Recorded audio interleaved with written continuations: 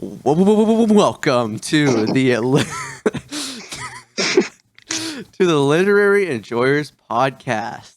Today, things are getting a little bit sciencey.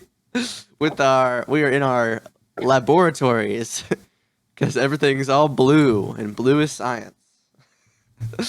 Today, we are covering The Sentinel, which is a short story written by Arthur C. Clarke.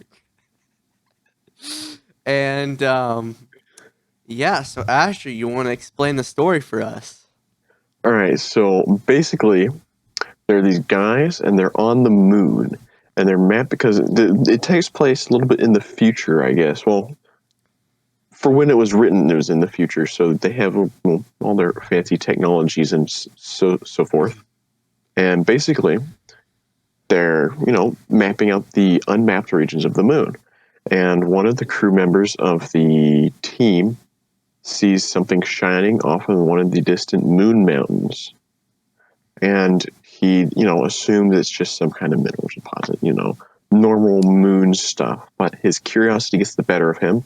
So he diverges their reconnaissance vehicle over to the mountain for, it's not far away from where their path is. So they just diverge to go check it out. And they find this shiny tetrahedral. And it has this force field around it.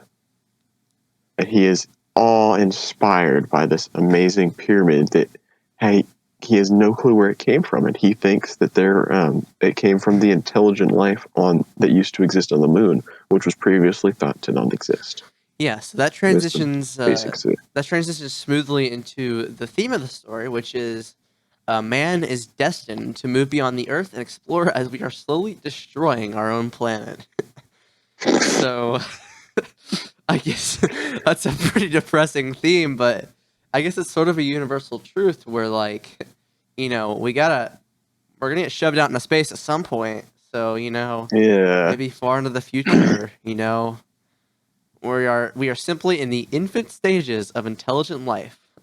The Sentinel, which is the pyramid thing that Asher was talking about, is meant to represent some vastly superior form of intelligence, almost like humanity has just evolved into a perfect super technologically advanced race and stuff like that. I don't know. It's a really weird, interesting theme. Asher, would you like to give us a literary example of narrator/point of view?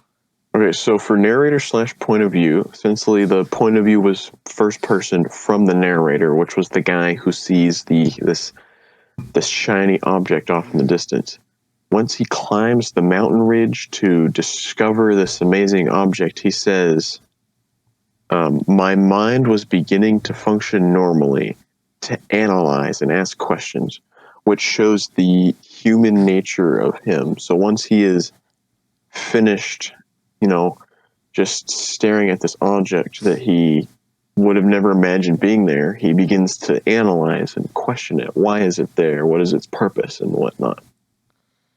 Yeah, and to support, so these are both supporting the theme. So I chose imagery because the story has a lot of imagery describing the pyramid and stuff.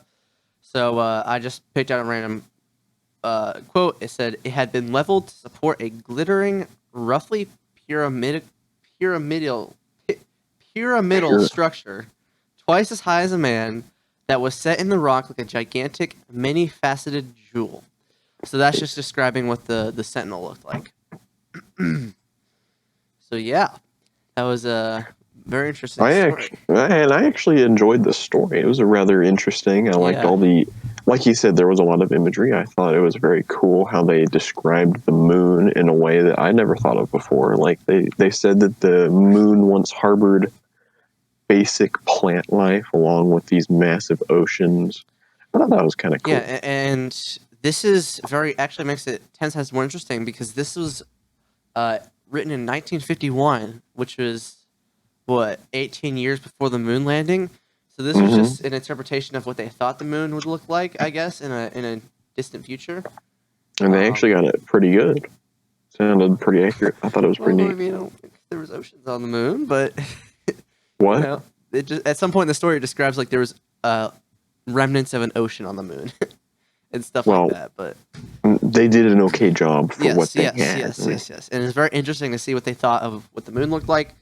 I love reading these old stuff and seeing what they thought would happen. So yeah, we chose the sci-fi genre because it's very interesting.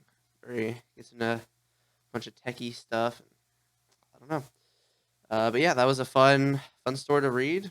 Glad we were able to read it, and the theme was a little bit dark, but very interesting. Anyway, is that all we have? Yeah. All right. Thank you for coming to our Literary Enjoyers podcast. All right. Goodbye.